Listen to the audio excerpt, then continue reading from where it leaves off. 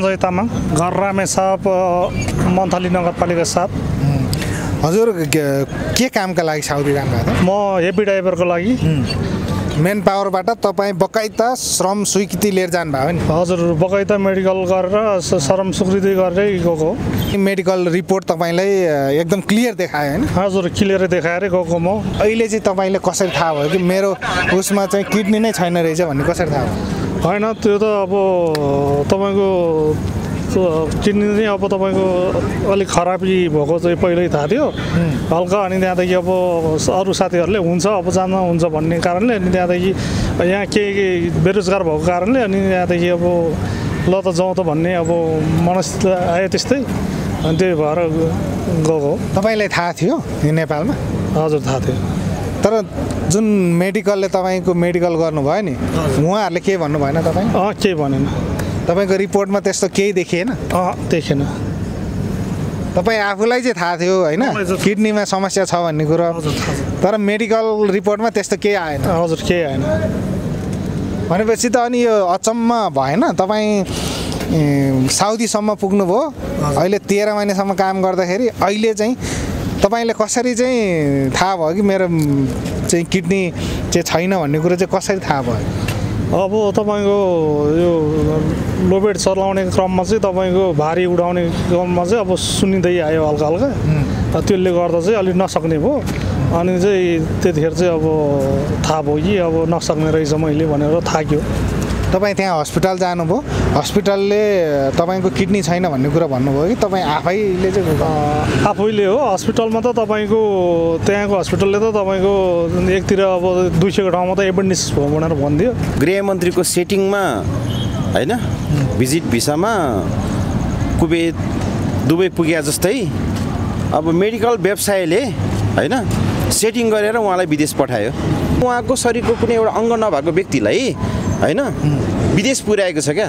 भनेपछि यहाँ तपाईँको मेडिकल माफियाहरू पनि छ भन्ने कुरा चाहिँ प्रमाणित भयो क्या। उहाँको यो अहिलेको घटनाले गर्दाखेरि चाहिँ मेडिकल माफियाहरू जुन मेडिकल गर्ने नाममा छ नि, यो ठग्नेहरू पनि नयाँ रहेछ भन्ने कुरो चाहिँ थाहा पायो। एउटा मेडिकल क्षेत्रमा पनि एउटा लुट तन्त्र चलिरहेको छ होइन? त्यो कुरा चाहिँ अहिले प्रष्ट भयो, आज प्रष्ट भयो क्या। दर्शकबिन नमस्कार, यतिखेर हामी त्रिभुवन अन्तर्राष्ट्रिय विमानस्थलमा छौँ र यतिखेर हामी स्वतन्त्र वैदेशिक श्रमिक उद्धार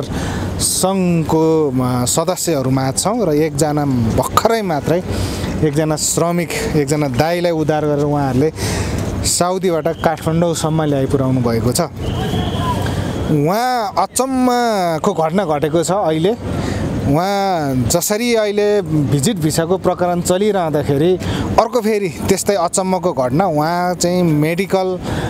फेल भएको अथवा उहाँको एउटा किडनी छैन भन्ने यहाँ रिपोर्टमा देखिन्छ र उहाँ साउदीसम्म पुगेर फेरि फर्केर आउनु भएको छ। नेपालको मेडिकलले कसरी उहाँलाई साउदी जाने अनुमति दियो भन्ने कुरा अहिले एउटा खोजीको विषय रहेको छ। हामी यसै विषयमा रहेर पनि आज हामी स्वतन्त्र वैदेशिक उद्धार श्रमिक सङ्घका अध्यक्ष डिबी लामाज्यू र उहाँ सम्बन्धित पीडितसँग पनि केही कुराकानी तपाईँहरू माझ राख्नेछ। म उहाँहरू सबैले स्वागत गर्छु, तपाईँहरू सम्पूर्णलाई स्वागत छ। धन्यवाद धन्यवाद धन्यवाद। म अध्यक्षज्यूबाट आज चाहिँ कुरा सुरु गर्न चाहन्छु। अध्यक्षज्यू, उहाँको अचम्मको घटना होइन, यही एयरपोर्ट जहाँ भिजिट भिजाको पछिल्लो समय निकै नै चर्चा छ, भिजिट भिजामा नेपाली बेचिरहेको छ भन्ने कुरा आइरहँदा उहाँ चाहिँ एउटा किडनी नभएको मान्छे साउदी पुगेर फर्किनु भएको छ होइन? यो कसरी सम्भव भयो होला त? अब सम्भव कसरी भयो भन्ने, अब गृहमन्त्रीको सेटिङमा होइन भिजिट भिसामा कुवेत दुबई पुगे जस्तै अब मेडिकल व्यवसायले होइन सेटिङ गरेर उहाँलाई विदेश पठायो। भनेपछि नेपालको अध्यागमन विभाग मात्र होइन, नेपालमा मेडिकल क्षेत्र पनि सेटिङमा चल्छ भन्ने यो एक ज्वलन्त उदाहरणको रूपमा हामी लिन सक्छौँ होइन?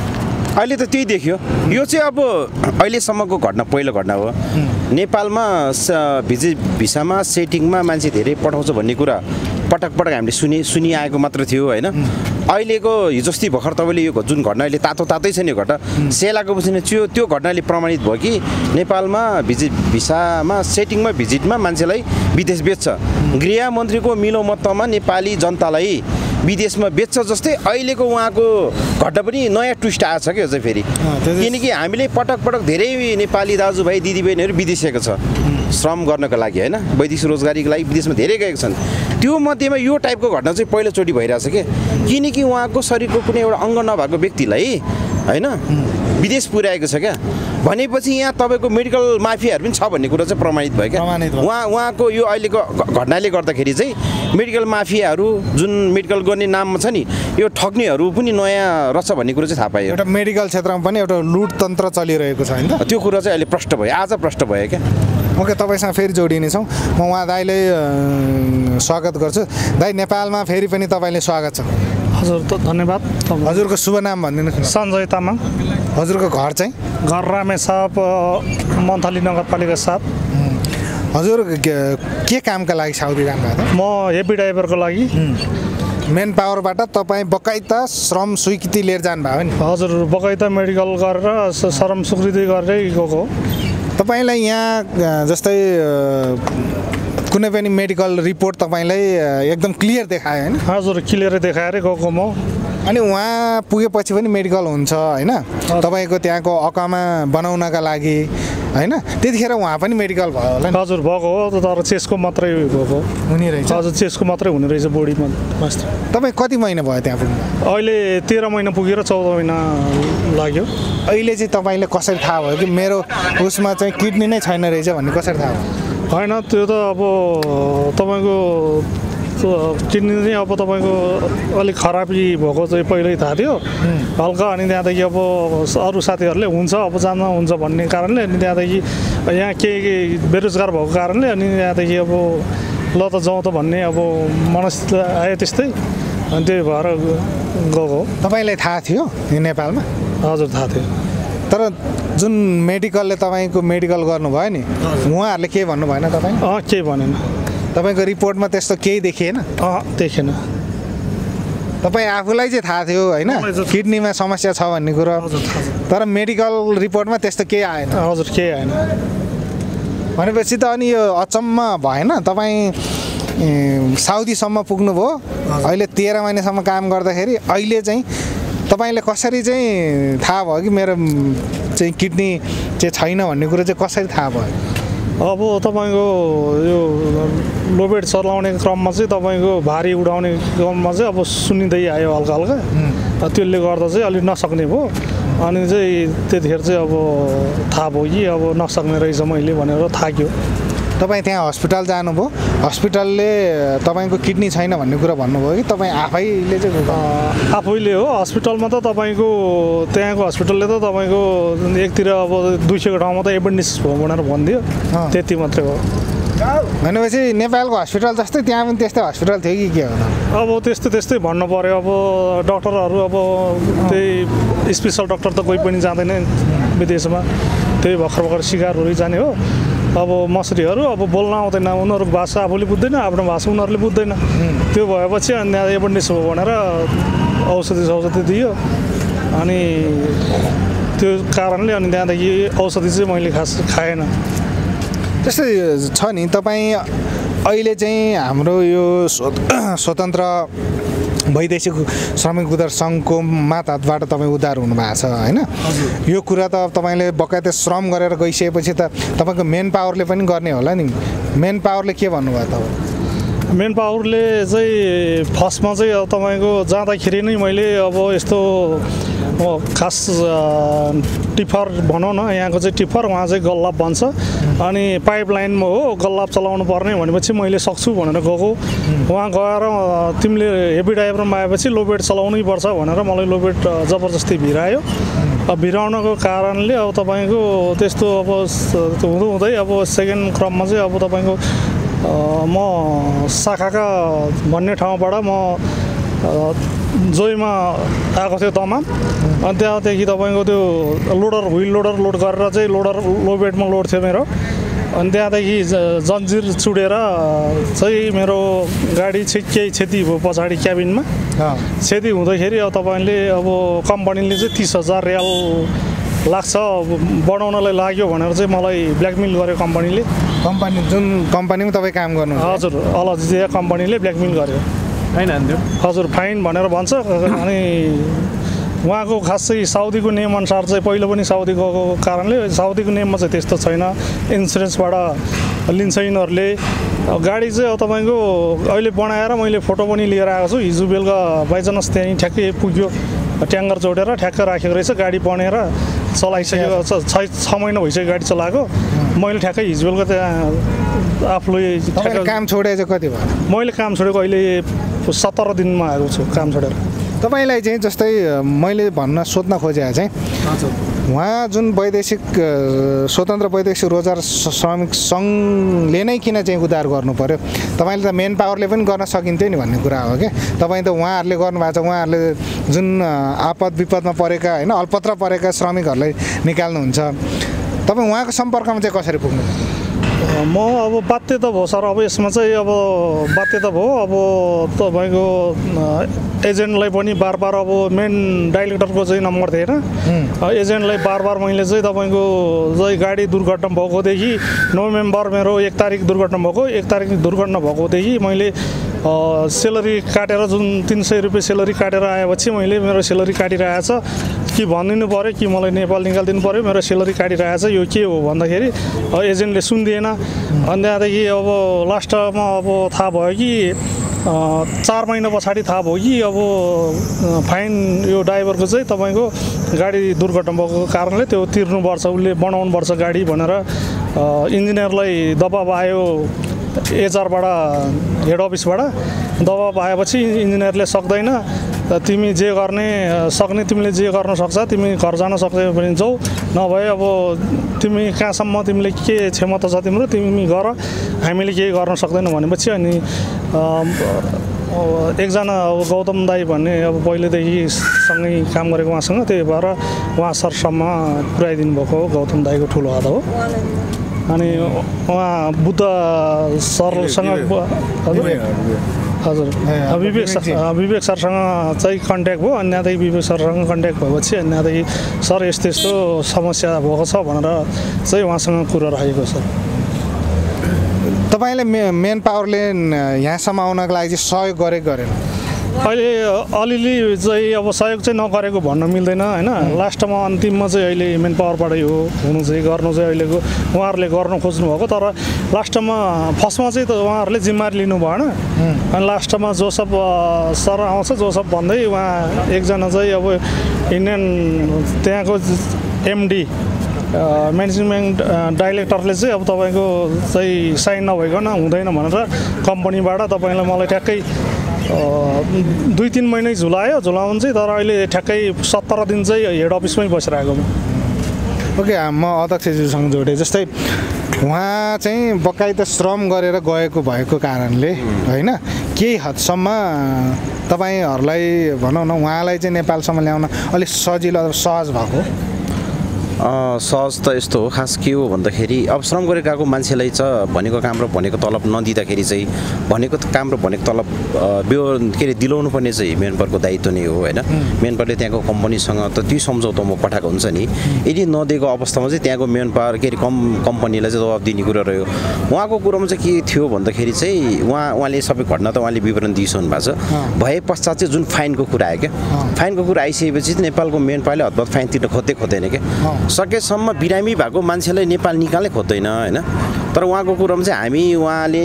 त्यो कुरा हामी कहाँ जोडिनु भएपछि उहाँको आफन्त हामी कहाँ उहाँको सिटमा त्यहाँ आएर हाम्रोमा निवेदन दिए पश्चात चाहिँ हामीले यो केसलाई अलिकति राम्रोसँग टेली गऱ्यो क्या यो कारणको घटना छ यो घटनामा चाहिँ लगभग चाहिँ 30,000 जति त्यहाँको रियल चाहिँ फाइन निकालेको छ अब मान्छेको स्वास्थ्य स्थिति खराब छ होइन एउटा किडनी नै छैन भन्ने कुरो छ यो मान्छेलाई चाहिँ कसरी निकाल्ने भन्ने कुरा हामी आन्तरिक रूपमा हाम्रो होइन टिम बसेपछि हाम्रो टिमको चाहिँ लिडिङ गरेर हाम्रो युवा प्रमुख र हाम्रो प्रवक्ता दुईजनालाई मैले पठाएपछि उहाँहरूले लगभग कति 2-3 चरण बस्यो होइन 2-3 चरणको वार्ता बसे पश्चात चाहिँ मेन पावरसँग वार्ता बसे पश्चात चाहिँ मेन पावर चाहिँ एग्री हुनुभयो क्या किनकि उहाँको एउटा दायित्व त छँदै थियो हुनु नै पर्छ होइन जसरी पठाएको मान्छेलाई तसरी निकाल्ने त उहाँहरूको दायित्व हो नि हिजोको दिनमा श्रम स्वीकृति लिनेदेखि विदेशको चाहिँ डिमान्ड आउनेदेखि होइन यो कम्पनीमा राम्रो हुन्छ भनेर जसरी पठाएको थियो नि तर नेपाल आउन चाहने व्यक्तिले त्यही तरिकाले ल्याउने उहाँहरूको दायित्व थियो तर प्रायः जसो मेन पावरले चाहिँ त्यो त्यो कुरालाई हतबत रेस्पोन्स राम्रो तरिकाले नलिने हेलचेक्राइ गर्ने गरेको थियो भने यो मेन पावरले चाहिँ जस एकदम राम्रो सपोर्टै गर्यो नत्र भने अहिलेसम्म हामीले हेरेको केसमा हतबत टिएरेको चाहिँ देखिँदैन होइन नटेरे पनि हामीले जसरी पनि टिर्न लाउने र बाध्यता बनाएर धेरै मान्छेलाई चाहिँ उद्धार गरेको छौँ तर उहाँको केसमा चाहिँ अलिक बढी थियो क्या फेरि अमाउन्ट किनकि उहाँको फाइनको अमाउन्ट अरूको चाहिँ तपाईँको 2000 2500 3000 5000 सम्मको थियो क्या उहाँको लगभग 30,000 भनेको त थोरै होइन 16-17 37 होइन 130,000 तपाईँको रियाल भनेको लगभग 16-17 लाखको कुरा आयो त्यो कारणले गर्दाखेरि चाहिँ हामीले लगभग 2 चरणको वार्ता बसे पश्चात मेन पावरले सपोर्टै गरे हो यसलाई चाहिँ उहाँलाई चाहिँ म मेन पावर व्यवसाय जुन छ नि जुन मेन पावरबाट उहाँ पठाउनु भएको नाम के अरे मेन पावरको नेपाल एचआर सोल्युसन प्रणाली उहाँको सम्पूर्ण टिमलाई मेन पावर होइन सञ्चालकहरूलाई पनि म धन्यवाद व्यक्त गर्न चाहन्छु किनकि हाम्रो स्वतन्त्र वैदेशिक उद्धार सङ्घको टिम जाँदाखेरि यतिको राम्रो रेस्पोन्स दिएर होइन हाम्रो नेपालको अब भनौँ न उहाँ त एउटा बिरामी मान्छे होइन त्यस्तो अवस्थामा भएको मान्छेलाई हामीले दिएको हामीसँग गरेको कुरा हामीलाई राम्रो रेस्पोन्स दिएर होइन उहाँलाई उद्धार गर्नको लागि उहाँले सहयोग गरे उहाँलाई धन्यवाद पनि दिन चाहन्छु म किनकि सबै मेन पावर व्यवसाय एउटै सोचको हुँदैन होइन एउटै विचारको हुँदैन तपाईँको नेपालमा चाहिँ एकदम मेन पावर व्यवसायको नाममा चाहिँ लुट धन्दाहरू चलिरहेको छ दिनौ पछि तपाईँले देखिरहनु भएको छ देशमा 2025 को हाराहारीमा प्रतिदिन एयरपोर्टबाट गइरहेको छ भने तपाईँको 4000 देखि 5000 चाहिँ फर्केर आएर पीडित भएको छ क्या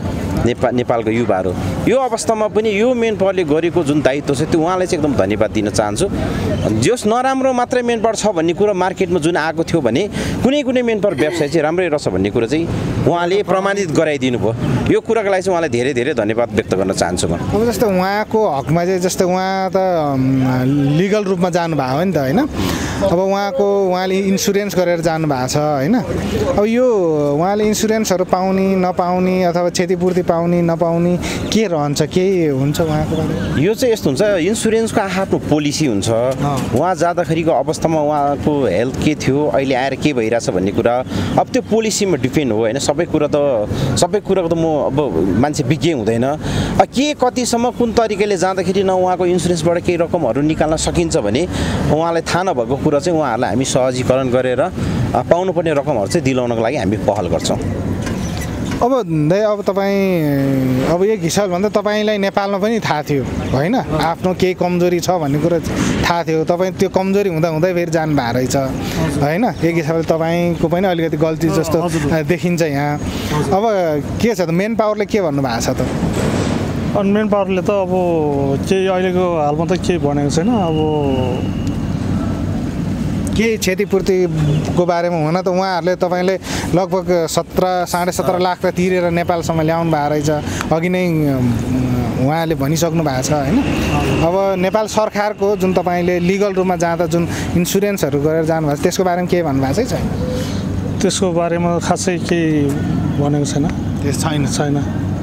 अब के छ तपाईँको उपचार चाहिँ को बारेमा चाहिँ होइन के छ अब यहाँ त उपचार गर्नु पर्ला त्यो जुन खर्चहरू त आफैले गर्नुपर्ने इन्सुरेन्स केही छ अब इन्सुरेन्स त अब तपाईँको नेपाल सरकारको इन्सुरेन्स कस्तो छ थाहा भएन मेरो इन्सुरेन्स चाहिँ तपाईँको खास मेरो आफ्नै इन्सुरेन्सले चाहिँ गरेर जस्तो चाहिँ मलाई लागिँदैन उसको घातक रोग भनेर चाहिँ छैन मेरो इन्सुरेन्स चाहिँ गर्नुभएको गरेको छ इन्सुरेन्स चाहिँ यतिखेर हामीसँग हाम्रो दाइको श्रीमती पनि साथमा हुनुहुन्छ दिदी तपाईँलाई स्वागत छ नमस्कार आज एउटा विदेशमा पुगेर अल्पत्र परेको श्रीमान यहाँ आइपुग्नु भएको छ होइन अब यहाँ विशेष गरेर हाम्रो स्वतन्त्र वैदेशिक उद्धार श्रमिक सङ्घका जुन मेम्बरहरू हुनुहुन्छ उहाँहरू धन्यवादको पात्र नै हुनुहुन्छ तपाईँले अघि नै सम्मान पनि गर्नुभएको छ होइन के लाग्थ्यो तपाईँलाई चाहिँ उहाँहरूको साथ बिना तपाईँको श्रीमान चाहिँ यहाँसम्म आउँछ जस्तो लाग्थ्यो के लाग्थ्यो उहाँहरू हुनु यहाँ यो नेपाल यो ठाउँमा उहाँहरू हुनु थियो भने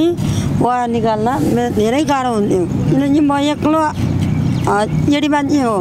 मेरो आफन्तहरू काठमाडौँमा नभएको होइन मेरो माइतीपट्टि छ घरपट्टि पनि सबै हुनुहुन्छ तर यस्तो दुःख पर्ने बेलामा कसैले हेल्प गर्दैन रहेछ होइन मारामार हेर्ने हो र भन्ने मात्रै तर उहाँहरू चाहिँ मेरो लागि भगवान् सरी भयो किनकि म उहाँहरूसँग गयो उहाँले मलाई यस्तो यस्तो गर्नु दिदी यस्तो यस्तो गर्नु सुझाव दिनुभयो त्यसको लागि धेरै धेरै धन्यवाद उहाँहरूको तर्फबाट मेरो श्रीमान नेपाल आइपुग्नु भयो त्यसको लागि धेरै खुसी छु तपाईँलाई चाहिँ जस्तो श्रीमान उहाँ यसरी अब एउटा किडनी नै छैन भन्ने खबर सुनिसकेपछि होइन के लाग्यो तपाईँले आफ्नो श्रीमानलाई निकाल्न लागि त धेरै समस्याहरू भोग्नु भएको छ यहाँसम्म चाहिँ कसरी आइपुग्नु भयो यो संस्थासँग चाहिँ म मेन पावर 2-3 खेप धायो उहाँहरूले तिर्नु भएन नतिरेपछि उहाँकै मार्फतबाट बुढोबुढी सल्लाह गऱ्यो त्यो गरिसकेपछि उहाँले चाहिँ अब गौतम दाईबाट मार्फतबाट फलाना ठाउँमा जानु फलाना भेट्नु भन्नुभयो अनि म खोज्ने उहाँ दाईको नाम यो हो विवेक सरलाई कन्ट्याक्ट गरेर गएपछि उहाँ दिनेश सरलाई भेट्नुभयो उहाँ दिनेश मोक्तानलाई भेट्यो अनि उहाँले कल गर्नुभयो झर्को केही नमानिकन फोन कल गर्नुभयो मेन पावरमा कल गरिसकेपछि अनि उहाँले अब 1 महिना 15 दिनको टाइम राख्नुभयो दिनेश सरले अनि त्यहाँबाट 15 दिन गर्दा 1.5 महिना 1.5 महिनासम्म पुग्यो मेन पावरमा कम्तीमा पनि नधाएको पनि 15-16 चोटि धायो अनि नभएपछि फेरि यहाँ भाइको नाम त आउँदैन उहाँ भाइले चाहिँ सुरभ भाइले चाहिँ ल दिदी यसरी हुँदैन विभागमा जानु फलाना ठाउँबाट गाडी चढ्नु अनि जानु भन्यो म गएको भाइहरू पनि पछि आइपुग्नु भयो त्यहीँ निवेदन चाहिँ त्यहाँ एकजना तामाङ वकिल हुनुहुन्छ विभागमा उहाँले पनि हेल्प गर्नुभयो अनि निवेदन दिएर अनि सहमतिमा आउनु आज चाहिँ अब श्रीमान यहाँसम्म आइसक्नु भएको छ कति खुसी हुनुहुन्छ धेरै खुसी छु र उहाँहरूको स्वरोजगारी टिमलाई धेरै माया धन्यवाद होइन हजुर धन्यवाद धेरै म जस्तै पीडितलाई म जस्तै एकजना आइमै कानुनको ढकाउने बेलामा चाहिँ यस्तै गरी सधैँभरि नै ढोका खुल्ला होस् उहाँहरूको त्यही भन्न चाहन्छु के गर्नुहुन्छ नेपालमा चाहिँ तपाईँ काम गर्नुहुन्छ कि म काम गर्दैन म यस्तै घरमै हजुर बच्चाबच्चीहरू एउटा छोरा मात्रै छ हजुर ओके अब श्रीमान पनि आइसक्नु भएको छ अब उहाँको उपचारको कुरा अलग्गै छ होइन अब फेरि त्यो समस्या आउँला यता अध्यक्षज्यूसँग जोडेँ अब अन्त्यमा छौँ अध्यक्षज्यू होइन अब यो भनौँ न नेपालमा चाहिँ एउटा छातीको मात्रै एक्सरे गरेर विदेश पठाउने जुन खालको प्रचलन छ अब यसलाई सुधार्नका लागि तपाईँको के छ सुझाव त्यो पुरै परिवर्तन गर्नु पर्यो अब वैदेशिक रोजगारीको लागि कुनै पनि नेपाली श्रमिकहरू बाहिर जाँदैछन् भने के गर्छ नेपालमा एक्सरे गर्छ है त्यसपछि आएर ब्लड रगत चेक गर्छ त्यसपछि आएर पिसाबको होइन टिन्डोभन्दा गरेको देखिँदैन अब चाहिँ के गर्नु पर्यो भन्दाखेरि टाउको सिटी स्क्यान पनि गर्नु पर्यो होइन फुल बडी चेक गरेर पठाउनु पर्यो क्या कुनैको खुट्टामा तपाईँको प्रायः चाहिँ स्टिल भएको मान्छे हुन्छ होइन विदेश गयो उसले काम गर्न सक्दैन अथवा केही हुन्छ बिरामी हुन्छ समस्या त निम्तिरहेको हुन्छ नि त त्यो कारणले गर्दा खुट्टा फुल बडी चेक गर्नु पर्यो टाउकोदेखि शरीरको तल्लो भागसम्म शिरदेखि पुच्छरसम्म चाहिँ चेक गर्नु पर्यो क्या नत्र भने सम्भव छैन अब उहाँको हेरौँ न मेडिकलको के रहेछ त उहाँको अब किडनीको एउटा भाग छैन होइन उहाँ जस्तो मान्छेलाई चाहिँ अब मेडिकल फिट छ भनेर विदेश पठाएको छ 12-13 घन्टा काम गर्नुपर्छ होइन खाडीमा के हुन्छ त्यत्रो गर्मीमा गाडी चलाउने काम थियो त उहाँलाई स्वास्थ्य ल ठिक छ होइन आनन्दले सिटमा बसेर काम गर्ने भयो एज अ उहाँको ठाउँमा कुनै पनि तपाईँको लेबर काम गर्ने कन्स्ट्रक्सन लाइनमा काम गर्ने मान्छे होस् होइन स्काफोल्डिङको काम गर्ने होस् तपाईँको स्टिल फिक्सरको काम गर्ने होस् होइन पेन्टरको काम गर्ने होस् प्लम्बरको काम गर्ने मान्छेलाई त सहज छैन नि त गाह्रो छ नि हो त्यो कारणले गर्दा अब नेपालको मेडिकलहरूले के गर्नु पर्यो भन्दा कुनै पनि व्यक्ति विदेश जाँदैछ भने फुल बडी चेक गरेर मात्र पठाउनु पर्यो क्या त्यसो भए त्यो भयो भने चाहिँ राम्रो होला होइन त कन्फर्म भयो नि त कमसेकम नेपालबाट जाने मान्छे त्यहाँ गएर काम गर्न सक्छ सक्दैन उसको शरीरले त्यहाँ धान्दैन भन्ने कुरो थाहा हुनु पऱ्यो नि अब पिसाब र रगत मात्रै जाँचेर विदेश पठाएर त भएन नि होइन अब नेपालमा के छ भन्दा सकेसम्म छातीको कुनै पनि व्यक्तिको हिजोको दिनमा निमोनिया हुन्छ टिबी भएको मान्छेको दाग देखा हुन्छ त्यसलाई दुध र मही खुवाएर पठाउँछ मान्छेलाई होइन केरा खुवाएर पठाउँछ त्यहाँभित्र अरू पनि रोग हुनसक्छ नि त्यो कुरो त क्लियर हुनु पऱ्यो नि त्यस्तो मान्छेलाई पठाउनै भएन क्या होइन ठिक छ नेपालमा रोजगारको व्यवस्था छैन राज्यले चाहिँ रोजगारको व्यवस्था नदिएको कारणले नेपाली जनताहरू पर दिन होइन 1500 देखि 2000 को हाराहारीमा विदेशिएका छन् बाध्यताका कारणले गएको छ तर त्यो बाध्यतालाई चाहिँ फाइदामा उठाउनु भएन क्या त्यसलाई चाहिँ नियमन गर्नु पर्यो होइन पर्यो साउदीको तपाईँ जाँदाखेरि मेडिकल गर्दा कति लियो 5-6 हजार लियो होला 65 सय होइन एकजना व्यक्ति बराबर 65 सय लियो 65 सयको मेडिकल चाहिँ त्यही हो छाती एक्सरे गर्यो पिसाब जाँच्यो रगत जाँच्यो त्यो भनेको त नर्मल मेडिकलमा कति हुन्छ 1500-2000 हो 1500 होला अनि तपाईँको मैले बुझेअनुसार चाहिँ मेन पावर व्यवसायहरूले पनि यो कुरालाई एउटा मापदण्ड चाहिँ बनाउनु पऱ्यो क्या नेपाल सरकारले एउटा मापदण्ड चाहिँ तोक्नु पऱ्यो क्या यो चेकको चाहिँ यति हो भन्ने कुरा थाहा हुनु पऱ्यो क्या मेडिकलमा चेक गर्दाखेरि नर्मली मैले बुझे आएको अनुसार चाहिँ 2000 देखि 2500 लाग्छ क्या तर मेन पावर व्यवसायहरूले के गरेछ एउटा उनीहरूको एउटा कोटा क्याटेगोरी बनाइदिएछ क्या साउदीको लागि 6500 तपाईँको मलेसियाको छुट्टै होइन आफ्नो देश अनुसारको छुट्टै गरेछ त्यो चाहिँ कमिसन बेसमा आफूलाई क्या उहाँलाई पुर्याउने एजेन्टको 2000 भाग मेन पावरको 2000 भाग मेडिकलको 2500 भाग गर्दाखेरि उहाँ कति भयो 6500 भयो क्या त्यो गर्नु परेन क्या बरु साँच्चीकै उहाँको मेडिकल चेक गर्ने भने त फुल बडी चेक नि 6500 को ठाउँमा बरु 10,000 लागोस् क्या तर उहाँ व्यक्ति त्यो ठाउँमा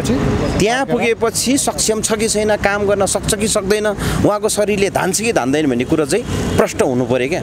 नत्र भने उहाँलाई जस्तो अब झुक्याएर पठायो भने त उहाँलाई त आन्तरिक रूपमा थाहा थियो होला होइन तर कमसेकम पठाउने मान्छेले होइन तपाईँको मेडिकल अनफिट छ है तपाईँ नगइदिनु भने अब यत्रो दुःख कष्ट त भोग्नु पर्दैन थियो नि कमसेकम 16-17 महिना त्यहाँ गयो काम गर्यो दुःख भयो शरीर त्यस्तो भयो होइन एक्कासी उहाँ दुर्घटना उहाँको भनौँ न एउटा घटना घट्यो घटना घटेर त्यहाँको चाहिँ तपाईँको 3,035 रियाल भनेको 16-17 लाख रुपियाँ एज अ उहाँले तिरेर आउनु पऱ्यो भए के हुन्थ्यो नेपाल आउनै सक्नु हुँदैन थियो नेपालमा कोही कसैले डोनेसन दिने कुनै पनि अब गरिबलाई समस्या परेछ दुःख परेको अवस्थामा हेर्ने मान्छे हुँदैन क्या तपाईँले देख्नु भएको छ नि देशको स्थिति के छ गृह मन्त्री छ एकतिर चाहिँ मान्छे सेटिङ गरेर मान्छे बेचेर पैसा खाइदिने अब अर्को नयाँ देख्नु भएले मेडिकल त्यस्तै छ होइन एउटा किडनी नभएको मान्छेलाई विदेश पठाएको छ अनि समस्या छ क्या यो देशमा समस्याको समाधान गर्न गाह्रो छ यो देश हामीले सोचेको जस्तो परिवर्तन होला जस्तो लागेन यो लोकतन्त्र गणतन्त्र आयो मान्छेलाई बोल्न जान्ने बनाइदियो हरेक क्षेत्रमा विज्ञता बनाइदियो होइन यहाँ बोल्न मात्र सक्ने बनाइदियो क्या तर भ्रष्टाचार अब नियन्त्रण हुँदैन र मलाई त होला जस्तो पनि लागेन क्या अब यो भ्रष्टाचार नियन्त्रण होला जस्तो पनि लागेको छैन अब ओके अब दाइ के भन्न चाहनुहुन्छ तपाईँ चाहिँ अन्तिममा अब जो पनि ड्राइभरमा जाने साथीहरूले चाहिँ अब तपाईँको कन्स्ट्रक्सन लाइनमा कुनै पनि ड्राइभर नजानु होला अब जाँदाखेरि ट्रान्सफरमा गयो भने अब गाडी यता क्षतिपूर्ति कम्पनीले बिहोर छ र यसमा चाहिँ अब तपाईँको कन्स्ट्रक्सनमा चाहिँ ड्राइभर आफैले अब बिहोर्नु पर्ने भनेर चाहिँ अब तपाईँको दबाबमा राखेर चाहिँ तपाईँको काम गर्न लाउँछ अब तपाईँको अफसर त्यहाँको चाहिँ नागरिक अब अफसर अनि त्यहाँदेखि क्युआ अनि त्यहाँदेखि अब लेबर कोडमा सबै गएर चाहिँ तपाईँले बन्द गराएर तपाईँको दबाबमा राखेर चाहिँ दबाबमा गरेर चाहिँ काम लाइन्छ अब चाहिँ तपाईँहरू होसियार भएर यसो जानकारीमूलक अब सन्देश जाओस् जानकारी होस् होइन तपाईँहरूले पनि अब दुःख मैले त दुःख पाइएको अरूले दुःख नपाओस् त्यही भन्नु अन्तिम त्यही हस् तपाईँहरू सम्पूर्णलाई धेरै धेरै धन्यवाद हस् धन्यवाद हजुर धन्यवाद तपाईँलाई पनि धेरै धेरै धन्यवाद उहाँ एउटा साउदीबाट यस्तो समस्याग्रस्त भएर हामीले उद्धार गरेको उहाँ दाइको यो जुन घटनालाई तपाईँले एउटा विश्व सामु पुर्याउनु भएकोमा तपाईँलाई पनि धेरै धेरै धन्यवाद र यस्तै कुराहरूमा भोलिको दिनमा पनि तपाईँको मिडियामा आउँछ कोही कसैलाई दुःख परेको छ भने यस्तो कुराहरूलाई पनि तपाईँले पनि सम्प्रेषण गर्नको लागि अलिकति बढी जोड दिनु होला र यो सम्पूर्ण हेरिरहनु भएको सम्पूर्ण दाजुभाइलाई पनि धन्यवाद व्यक्त गर्न चाहन्छु धन्यवाद